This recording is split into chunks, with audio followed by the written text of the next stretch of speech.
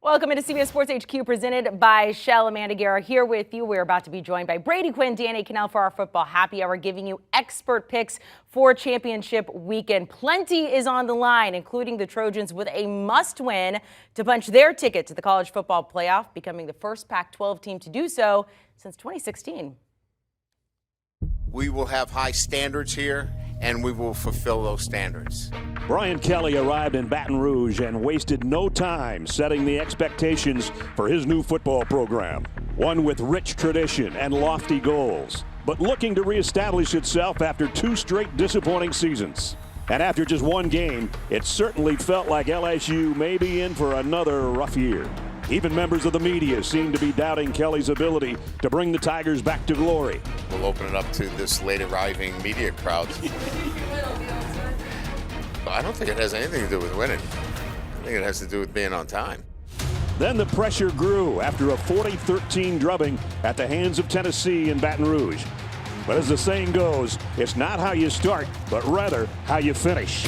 The Bayou Bengals rattled off 5 big wins since, mauling rival after rival in the process before getting stunned in College Station. But even after that, they still have the chance to be kings of the conference in Brian Kelly's first season. But standing in their way, college football's final boss, the Georgia Bulldogs. A ferocious pack of dogs that has torn through its challengers all season long. Top 10 in total defense and total offense, not a weakness in sight. And in their line of vision, a second consecutive national championship, which no team has accomplished since the playoff era began in 2014. But this just might be the group to do it. I've been proud of what our guys have done, but I'm always looking for our guys to play their best, and our best game is ahead of us. The Dogs seek a dynasty. The Tigers are here to take down Goliath. It's all bite versus all fight. A championship is on the line in Atlanta, and the college football world will be watching on CBS. We are getting for that game and so many more. We are close to the end, and these guys are neck and neck. Last week, Brady, Danny, same record, 13-8-1. Brady right now 2 games ahead of Danny. A lot could change. How are you feeling going into this week? Not good. This week, looking at these games and matchups, I think you really can make a case as far as betting against the spread for both sides of these games. It's going to be fascinating because I'll tell you right now, I think there's going to be a lot of differences. Yeah. I've not heard your picks yet, but there are, from overhearing you two talking, a lot of differences. I am just relieved. I was just doing the math. I think either one of us could go over and still be over 500 for the year. So, that pressure is off of us. Okay, so that's good. We're going to see. I don't know when we're ending this, by the way. I'm going to get that answer by the end of the show. Let's start with the SEC Championship on CBS. We have known these two teams are going to be facing off for a while right now. LSU going up against the #1 team in the country, the Georgia Bulldogs. One of the biggest numbers you will see when it comes to the spread. Georgia favored by 17.5 in this one. The total is 51.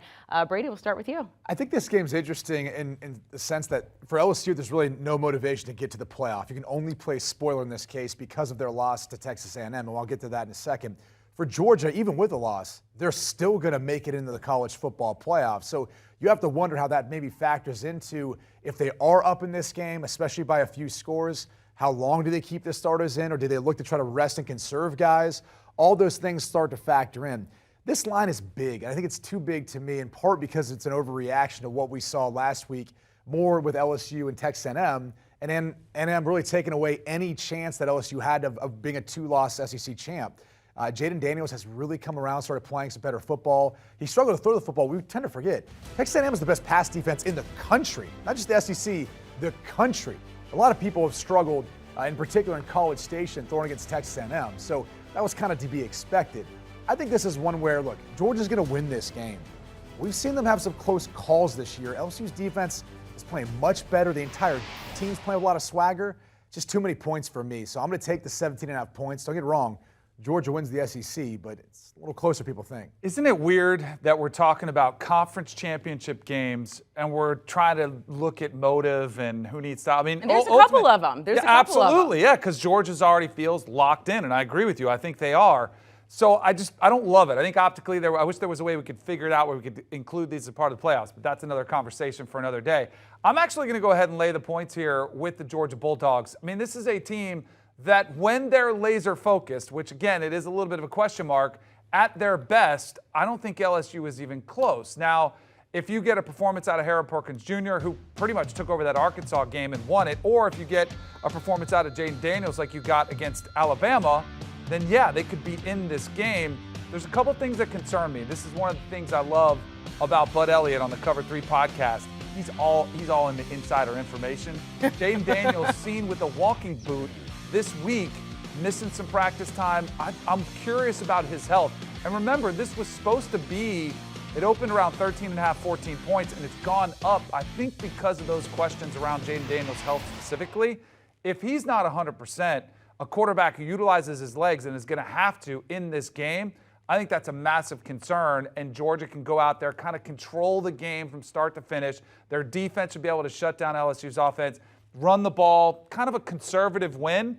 But even still, I think I could see them winning by 3 touchdowns, going away, starting to look ahead towards the playoffs. And I do think the incentive for them to be able to pick where they play is still enough to get them out there. Remember, LSU has given up 41 sacks this year. I mean, that's a big mismatch between that Georgia defensive front and that LSU offensive line. So if Jaden Daniels is not mobile, worries me a little bit about my pick. But again, I think if you watch Georgia win this game by 2 touchdowns, you say that's a solid win. We tend to forget, like, they played Missouri close this year. Kentucky, they only beat by 10. Yeah. I mean, you could easily see them saying, like, let's pump the brakes. Let's just make sure we get this win. By the way, I like the over of this one, too.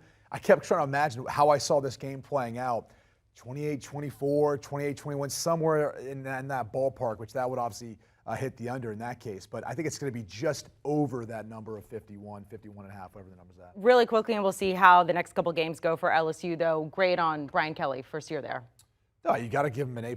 I mean, to be in the position now where they can play for an SEC championship, taking down Alabama in year 1, with the way he had to turn over that roster, there's a lot to be said for that. And they're just probably getting started. So now the question is becoming, can he take down the next Goliath within the SEC? Because we do kind of look at this as saying, is this a passing of the guards? Is this Kirby Smart in Georgia now, especially if they win the SEC championship and go on to win back-to-back national championships in the college football playoff era? That's something not even Nick Saban has done. So you'd have to look at it and say, if they could figure a way of knocking down Kirby Smart, it'd be a feather in the cap just year 1 for BK. I'll say A- because of the loss to Texas A&M. Because if they had won that game, they still would have a shot. We would be talking about them potentially making the playoffs, and because they lost, they're not. Still an A overall. I put that in the A range, but I don't really know the difference between a plus and minus, y'all. Okay, here, SEC Championship. It's going to be interesting. Can we get the best version of LSU? What about Jaden Daniels there? Saturday, going down the SEC Championship, 4 Eastern. Check it out. Coming up, giving you our picks for championship weekend. We'll take a look at the Pac-12 in Big Ten next. USC needs the win, and should Michigan be worried about the Boilermakers? Next.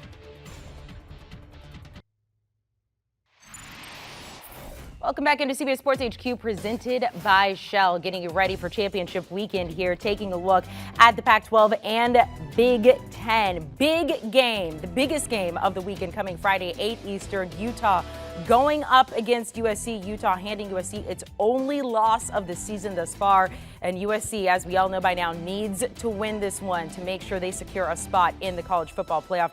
Michigan, a 16.5-point favorite against Purdue, coming off their huge win against Ohio State. Let's welcome back in Brady, Quinn, Danny Kanell here. So let's start with the Pac-12. Utah at USC, Friday, 8 Eastern in Vegas. We have not had a Pac-12 team reach the playoffs since 2016. Brady, you're going to be at this game. We'll start with you here. USC favored by 3, and this one, the total 67. Yeah, I think the interesting thing about this matchup is you got a rematch, and clearly Utah was the better team in Salt Lake when these two teams played, but it was close.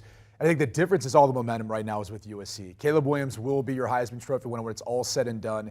He's been almost unstoppable. He doesn't turn the football over, and so that's that's obviously the biggest factor in this game in general.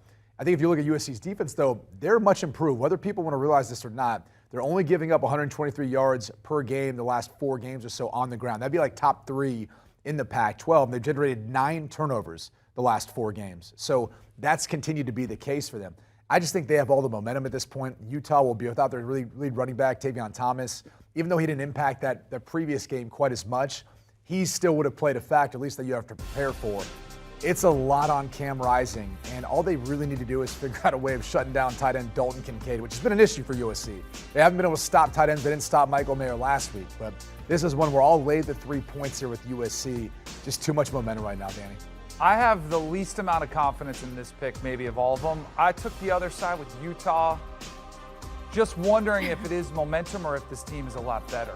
And it might be that they're just better and they're finding confidence on the defense side of the ball. I don't think this team ever lacked any confidence on the offensive side of the ball with Caleb Williams, with Jordan Addison. Even before, when they lost Travis Dye, it wasn't that much of a drop-off.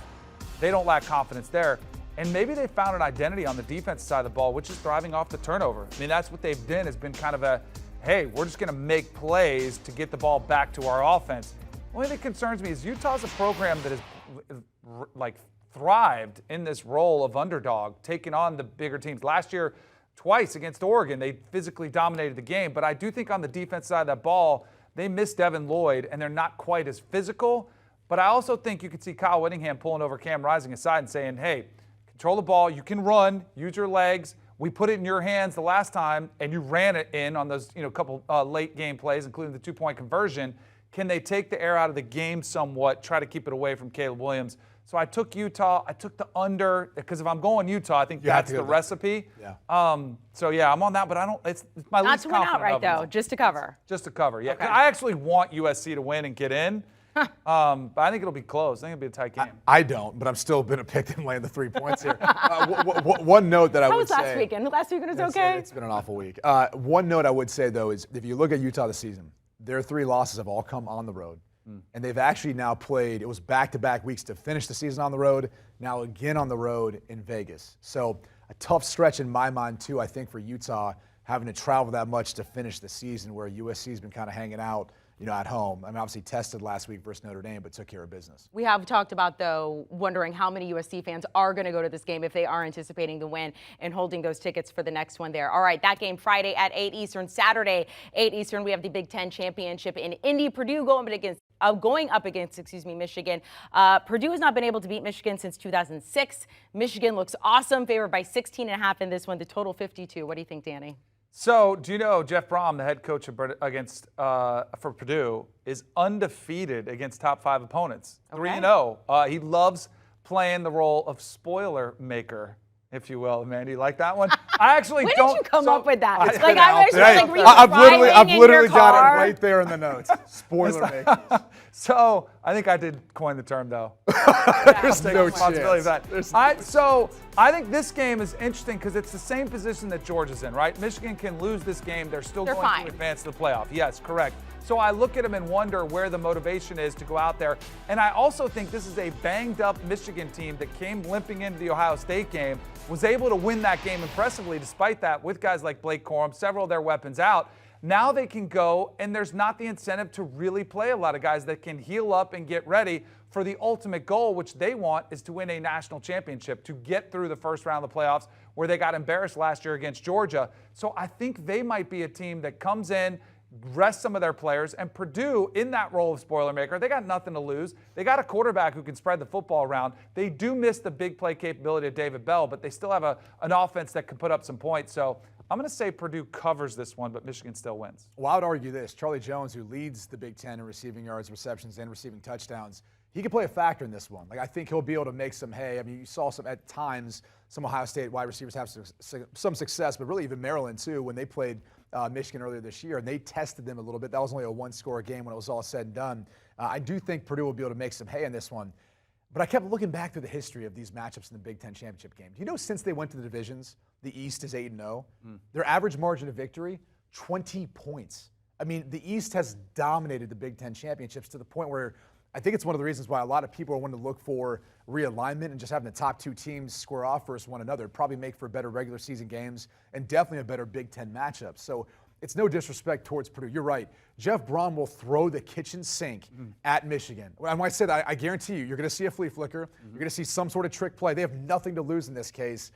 But I think at the end of the day, they're going to get worn down. That Michigan offensive line is so good. Oluwatimi, their center, he was a grad transfer from Virginia. He sets the tone. He's incredible. Even if Blake Corum doesn't play much, he only got 2 carries last week, still dealing with that bone bruise in the knee. They showcase Donovan Edwards can carry the rock. J.J. McCarthy can make the big throws when he needs to from the pocket when called upon. To me, Michigan's just showcased that they're that good. So I know it's a big number, but I watched it last year. It was a big number versus Iowa. They still covered that number too. So I think this Michigan team's on a destination course to try to get back to the playoff and now win a national championship. I think it's part of the reason why, too, J.J. McCarthy's the quarterback and not Cade McNamara. If you were Michigan right now, who do you want to play in the playoff? TCU. Yeah. I think it's probably the weakest team in the playoff. I don't think you want to see Georgia again until the final. Yeah. That's a tough, and it's a Wait tough for that matchup one. for them. We saw what they do plays right into what Georgia does well defensively. You stop. They're physical. They're built, different, and that's a challenge for Michigan. That's why they made the change to J.J. McCarthy. I don't think it was just to get through Ohio State. They wanted more in the offense to get past Georgia. And it's because of his ability to run, and I think he also brings Show the big play capability too. And that's part of it as well. And now with Ronnie Bell back, Cornelius Johnson, you saw his impact too, and then the tight ends coming in. Loveland had a big game. Schoonmaker's been a part of that too, even though he's been banged up.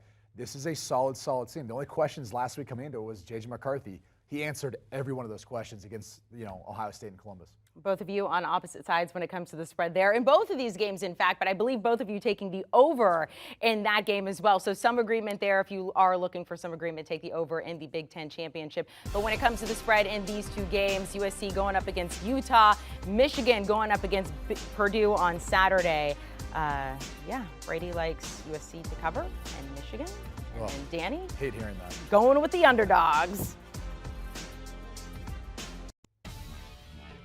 It will be all purple inside Jerry World on Saturday for the Big 12 championship. TCU looking to win the Big 12 outright for the first time ever. And can Clemson bounce back after falling to South Carolina? Next.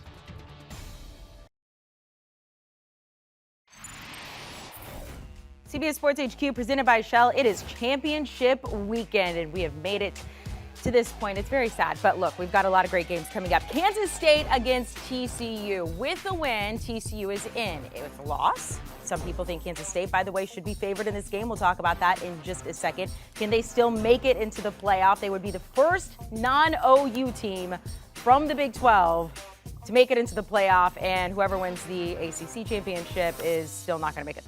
So let's get picks in this game, starting with the Big 12 championship here. TCU favored in this one by 2.5. Danny, I want to start with you because I was listening to the Cover 3 pod. Yeah. Bud Elliott thinks that K-State should be favored in this game. Adrian Martinez is not starting. Right. He will be available if they need him. Where are you going in this game? You guys drink on that podcast? I'm just trying to figure out. Bud's a big numbers guy. He's got his rabbit system. hole. Yeah, he's got a system that he sets up. He plugs in the numbers, shoots out a number. He's also had really good picks this year. I think the discussion that we had was these two teams are really even. Like, it's really, really close. And I would agree with that assessment. I actually think Kansas State wins. And I hate that I'm saying that because you know how many times I've said, I'm not going to go against TCU again. I'm not going to go against TCU. And then all of a sudden they come out there and they do the bazooka field goal unit. And they kick a game-winning field goal against Baylor to dodge a disaster. Last week might have been their most impressive win of the entire season against Iowa State. Most complete performance. But I go back and I look at the last game they played against each other. Kansas State was up 28-10. They lose Adrian Martinez. Then even more importantly, they lose Will Howard, and they're on their third quarterback, and TCU comes roaring back. I think this Kansas State team is finally starting to realize, yes, Adrian Martinez is available. Let's keep him on the bench, though, as long as Will Howard is healthy, because now you've got a run game with Deuce Vaughn, you've got a pass game with Will Howard, and you've got a defense that I do think will present some problems for TCU and be able to slow down Kendre Miller somewhat. I think the run comes to an end right here, and I hate it. I would be rooting against my pick because I want TCU in the playoff. I think they're at risk of losing that spot if they do lose. But I'll go ahead and take Kansas State in the points here, and I also think the run comes to an end here for Sonny Dykes, the king of cover. Yeah, 9-2-1 against the spread this season. He is the king of the cover. Look, this team has the feeling of being a team of destiny to me. Every time people question them, they step up. And I know. Danny. And look, they're getting healthier. Kendre Miller, who you see right there, he came back last week. Darius Davis, their wide receiver and returner, also came back last week. And then Quentin Johnston, who missed last week, their leading receiver, one of the best in college football, he's slated to be back for this game, which is obviously a huge get for Max Duggan. But you also have to look at the defensive improvements for TCU. Last 4 games, they've only allowed over 200 yards passing once. Hunter Deckers last week, you talked about that big performance. He's been one of the more prolific passers. 100 yards passing, got an interception from him. They've been phenomenal so far. And Xavier Richardson, who's one of the top receivers in all college football, held him to 2 catches. So I like their ability to shut down Will Howard, who I'm assuming is going to start in this one, who, by the way, played in the last game. And I know Adrian Martinez got knocked out, Will Howard got knocked out. Doesn't matter. I mean, TCU's been a second-half team. They've had multiple comeback after comeback. At some point, you got to give them a little credit for the way they've played this year. So this game will be decided on this, though. It'll be third down. Will Howard's been phenomenal this year on third down. In fact, he's the highest-rated quarterback in the country. Last 4 games, though, TCU's defense, which was a weak point at one point, they've gotten it together. They're only allowing conversions on 25% of the plays. To me, I'm laying the 2.5 points here. I don't want to, pick against Sonny Dykes, who is a shoo-in for the Coach of the Year. And this team is one of those fun, great stories in college football. Let's keep it rolling. If they lose. I was going to say. Okay. You going Coach of the Year? Is that your question? No, I want to know if they lost or they still debatable? in. If Lincoln wins and wins the Oh. Pac-12, if Sonny Dykes loses. No, it's still Sonny Dykes. We're going still from Sonny 4-8 at USC to turning You it took around. a whole Make a case. team. Well, by the way, it wasn't like TCU. What were they last Yeah, year? they were 5-7? Yeah, they were below 500. Okay. So there's that, and the fact that I think, and then you can always grade, when you play teams, to me, is what matters when they're ranked. And so obviously the college football playoff doesn't come out until more than halfway through the season. So you have the AP poll to go by.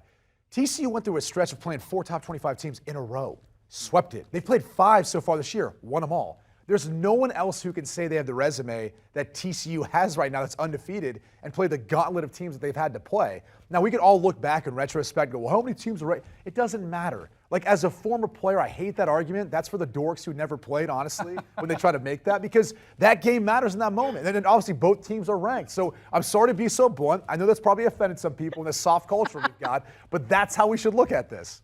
Kansas is a good example of what you're talking about. They were a top 10 opponent or top 15 opponent. You're like, it's Kansas. They ended up not being as good. They also lost their starting quarterback, Jalen Daniels, for a good portion of the season, which plays a factor into all that, too. All right, nerds, let's move on. ACC championship. We have Yeah. Clemson going up get to a against real North conference. Carolina. Yeah, Yeah, I mean, let's this sell this game. matters. Yeah. This is so important here. Clemson favored by 7.5, snapping their 40 home game win streak. Danny, the best I hate conference in this the game. land. What's I hate happening? this game. What's This game happening is right so now? gross. So you're going to watch. This is what's going to happen. Gross I'm just going to dorks. tell you. I'm going to tell you the exact outcome of this game from start to finish and in the post game, okay? Okay. Because you're going to see Clemson's offense and their quarterback, DJ Uyunglele. You're going to see him run a lot of quarterback lead draws, and he's going to lumber that big 6'4", 260-pound frame. I know he says he's lost 235, but at this point in the season, that weight is back on. He's just going to lumber out there. They're going to hit Will Shipley on a couple little, draws and a couple screens. They might hit a big play or two, but they're going to control the line of scrimmage. And their defense is going to give up some plays to Drake May, but in the end, Clemson's going to win. They're going to cover. And after, Dabo is going to tell all his critics who said he should have benched DJU, say, I told you so. This is what we saw all along. And yet again, in a game where they have more talent, they'll win, but it'll hold them back in the long run if DJU is still the quarterback. That's what's going to happen. They're going to win, they're going to cover, and Dabo's Start going to to say, finish. all you guys shut up that say I should bench my quarterback and I should fire my coordinator. Well, I'm going to wait until the spring to have that conversation, and we'll see what happens between DJU and Cade Klubnik, because I do think there's something to be said for how the spring may turn out there at Clemson. But UNC has not been playing well of late. They've lost their last 2. They haven't covered 3 of their last 4 games. We know their defense is awful, so you should expect Dabo Swinney and the rest of Clemson to run the football, to put up big plays on the outside, too, in the passing game, and I'm sure DJU will add that play as well, running the football. That's going to be a part of it. I think when it's all said and done, this Clemson team, talent-wise, is far more talented than UNC. And this line, to me, is an overreaction as to what we saw from Clemson versus South Carolina last week, and what can only be described as a disappointing loss. If Clemson had any shot whatsoever of making the playoff, they had to win that game and obviously win the ACC championship. That's not in the cards anymore, but they ran into a buzzsaw. I mean, look, give South Carolina a lot of credit. They're one of the hotter teams the way they finished the season. Spencer Rattler, I think, has thrown like 11 touchdowns and 2 interceptions the last 4 games, and they've won 3 of their last 4 in South Carolina. So that's a good football team right now. This one, though, to me is easy. Clemson covers easily, and I also think this game hits the over. I think there'll be a decent amount of scoring. First spread you guys agree on. Congratulations. Clemson to cover the 7.5 against North Carolina. You had Kansas State. Yeah. We had that many picks. Wow. Yeah, already. Danny, as people can read this, we've already gone through it. Florida State, though, still got to be riding high from last weekend. Yeah. What's your bowl game? Who are you facing? The rumors are Holiday Bowl against Oregon. I prefer them to stay in the state of Florida, get a little more local flavor so you can get the fan base to travel, but we'll see. It's been a phenomenal year for Mike Norvell. And Jordan Travis, your preseason Heisman favorite. Wow. Favorite. Keep going. No, we're good. Okay. We're good there. Caleb Williams. Opposite sides, though. Danny Kanell saying Kansas State will win the Big 12 championship against TCU. Coming up, non-Power 5 conference championships. UCF, the only undefeated team in the AAC championship. Can they keep the trend going against Tulane? Non-Power 5 conference championships we've got going down this weekend. Conference USA Friday night, CBS Sports Network. Danny Kanell hosting that from New York City. Who else New is on York that? City. I'll be there hanging out with you, Danny. We're going to hang out. We're going to have some coffee. No cocktails, though. UTSA looking for its second straight title in its final game as a member of the conference there. In fact, both North Texas and UTSA jumping ship over to the AAC over in the MAC, Ohio, in their fifth MAC championship game appearance, but they have lost each of the previous four. So can they get the win here? Let's start with the AAC going down Friday night. UCF going up against Tulane. So UCF beat Tulane not that long ago, back on November 12th, I believe it was. Since then, they lost to Navy. Tulane beat both SMU and Cincy, so they are favored in this one by 2.5. Danny. I'm going to go with UCF. Gus Malzahn's squad. They figured out how to play both quarterbacks, John Rice Plumlee as the kind of run option, Mikey Keene as the ability to throw the football. And we did see this UCF team go to New Orleans and take down this Tulane team. Willie Fritz also in the conversation with Georgia Tech. You wonder what impact that had, if any. I think he's the type of guy that probably had his people handle that. He was still focused on this game. But it's hard to take down a program when you're the first time that you've been there. There's a lot at stake here for the New Year's Six potential from the group of five. I'm going to go with UCF getting it done yet again in the American. Man, it is hard to beat a team twice, and that's where I'm more concerned here. Gus Malzahn has done a great job with UCF. However, 2 weeks ago, that little slip up versus Navy, I can't get over that. I'm scarred by that. I'm still not sure what to make of it. And look, Mikey Keene didn't play in the first matchup between these two teams, and I do think there is something to be said for having to kind of balance that fine act of John Rice Plumlee and Mikey Keene, their skill set, how that matches up versus a top 30 defense in Tulane in their house. And I think it's going to be hard to be able to win again in their house. You'd be hard-pressed to find a quarterback playing better football than Michael Pratt right now for Tulane. 11 total touchdowns, no interceptions the last 3 games, and the defense has been solid, only giving up 20 points per game. So this is one where, look, Tulane's 10-2 against the spread this season. We'll lay the 2.5 points here. I think they cover and get the win as well. Starting off on opposite sides there, let's go to the Sun Belt. Coastal Carolina going up against Troy. Coastal without their quarterback, Grayson McCall. They have struggled without him the past couple of games. Troy favored by 8.5. The total 48 in the hook, Brady. Yeah, that means it's going to be Jared Guest or Bryce Carpenter. Carpenter's more of like the running threat, dual threat quarterback, where Guest is more of the pocket passer. And look, Coastal survived a couple weeks over Southern Miss, but they got stomped out by James Madison last week. I don't have much faith right now in Grayson McCall not going. You know, originally they talked about the injury being 3 to 6 weeks. We're at 4 weeks now, but Jamie Caldwell came out and said it's probably going to be more like the bowl game, 6 weeks. So for that reason, I think you look at Troy, it's a good defensive team. I'm going to go ahead and did I lay the points here? I can't remember now. I'm losing track. I think you laid the points, right? Oh, I didn't. I think so, No, yes. I took the points. Oh, so you want the other side? I want the other side. No, I think they'll be able to keep it close. The 8.5 was too big of a number. On my rundown, you have Coastal. Yeah, I took the points. Okay. Okay. I'm going to take Jamie Chadwell's squad as well, the Chanticleers, if you will. His quarterback, Grayson McCall, is one of the more efficient quarterbacks in the country, but it is about the system, too, and this is about a program which has really proven itself atop the conference here for the past several years. I think they get it done once again, so I'll go ahead and lay those points.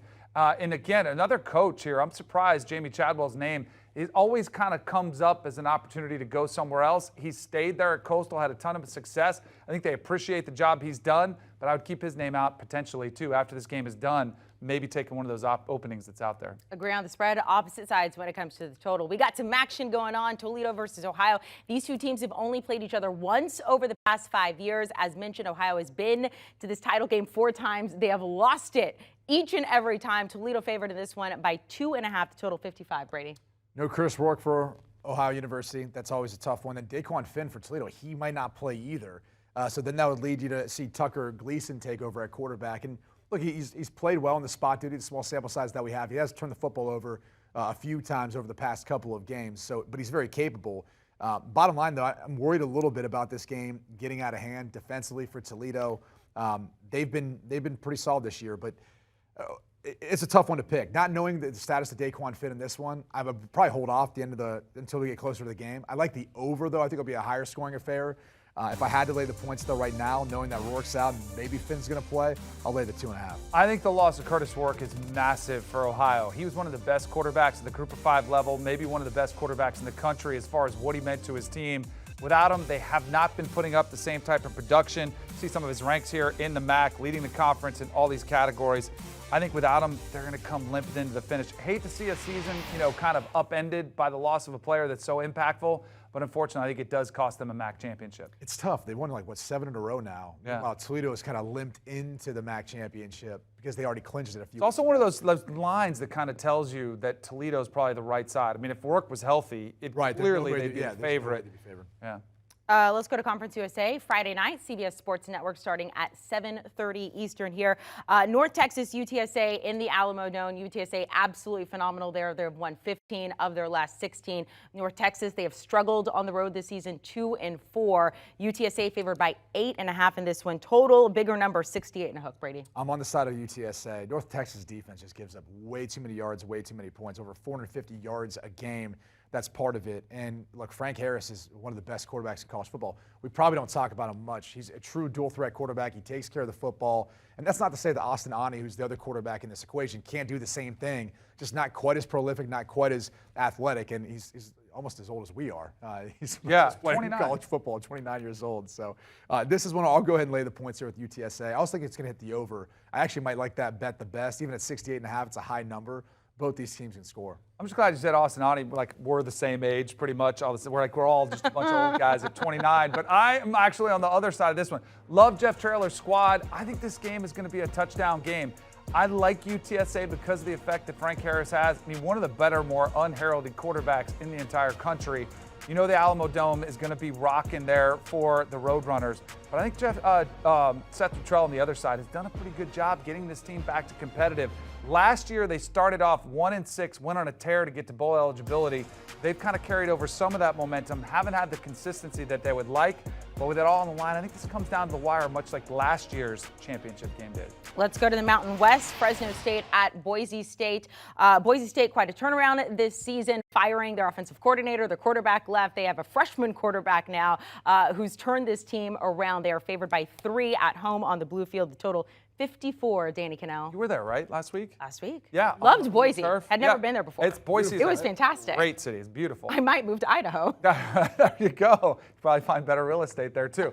I'm going to go with Fresno State here. Boise State, to me, has not been – I know it's been a great story, and Amanda hit on some of the key points there. Hank Bachmeier, they bench him. Taylon Green comes in.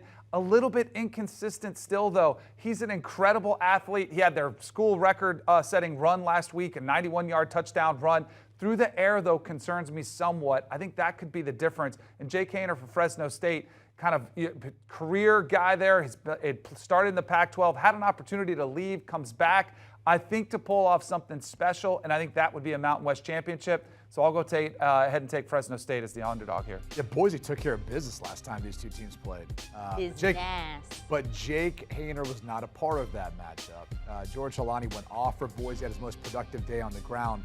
It's really going to come down to me to whether or not Fresno State can shut down the rushing attack and put everything on Taylon Green. Look, he's coming off his best performance of the season last week versus Utah State. 4 touchdowns, no picks. But this is one where I think these teams are way too even to me. With Haener back now, the way he's played the past 5 games, 13 touchdowns, only 2 interceptions, averaging over 300 yards per game. Just a different element, different Fresno State team. So, by the way, I'm taking the 3 points. I think they'll win outright. I think you play the money line for this one. A lot more agreement between you guys with these particular batch of games here, non-Power 5 conference championships. Recapping what we have here, the teams that they agree on to cover: Fresno State, Coastal, and Toledo. There you go. You can see it. Take a little screenshot there because that's a lot of words. Again, the teams they agree on: Fresno State, Coastal, Toledo. Opposite sides when it comes to the total, though, in those games. Coming up next, we're going to get Brady and Danny's best bet for the weekend. And also, is there any way Clemson, Ohio State, who can actually make it into the playoff? Next.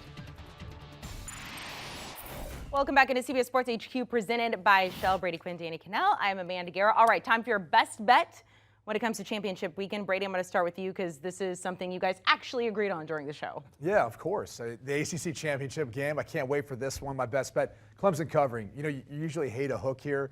I thought this line was a little low. I honestly thought it'd be more like 8.5, 9.5, somewhere in that ballpark. I think Clemson covers the number. I think they win by 10, maybe 2 touchdowns in this one. Just too many concerns about the North Carolina defense, as bad as they've been all year. They keep forcing Drake May to play hero football where he has to do everything. I think it's tough to do versus one of the better defensive fronts in college football for Clemson. I worry about Drake May's health. I mean, he's taken a lot of shots. He's going to take more in this game, too. I went to the SEC championship and tackled the total. I'm going to go on the under here. I think this is a game where Georgia's defense suffocates an injured, beaten down Jaden Daniels for the LSU Tigers. I think he's going to struggle to, be mobile with injuries got to his ankle. And I think Georgia, very businessman-like performance on the offense side of the ball, running the football. When they get to the second half, I think they're going to want to try to just get out of there, get guys healthy. They have no incentive to try to put points on the board. They just want to get through this game healthy. I think it'll be a lower scoring affair for that, so I'll take the under in the SEC championship game. We have talked a lot about it when it comes to the playoff. Teams that need to win to get into the college football playoff.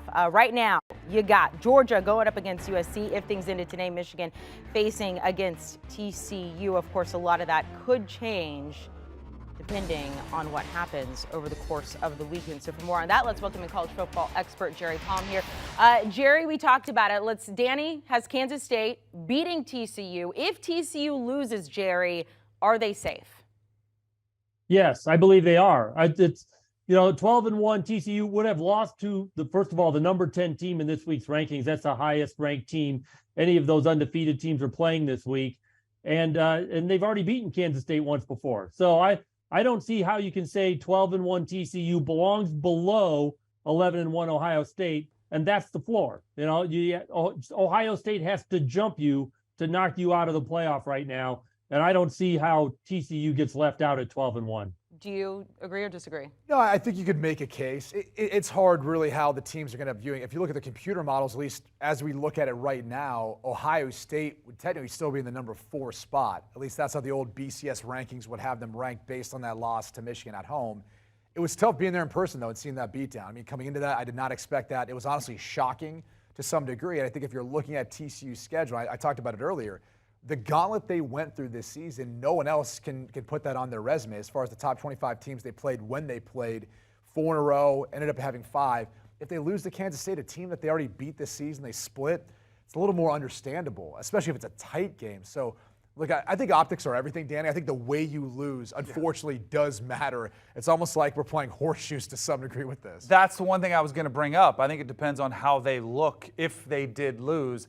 I think they should. I'm with you guys that they should. I have zero confidence that they would advance to the playoffs in a committee which can use any metric they want. I mean, it's just the way the system is set up. You can hear Boo Corrigan explain any way he wants to, but I also think there's a human element, which is one of the things that's good about the committee, where you can forget about an Ohio State loss if you just watch TCU just get mopped, by Kansas State in this situation. So I think it matters on how they look. Is it a close game? I think that clearly gives them a better chance. If they get run out of town, then I think anything's on the table.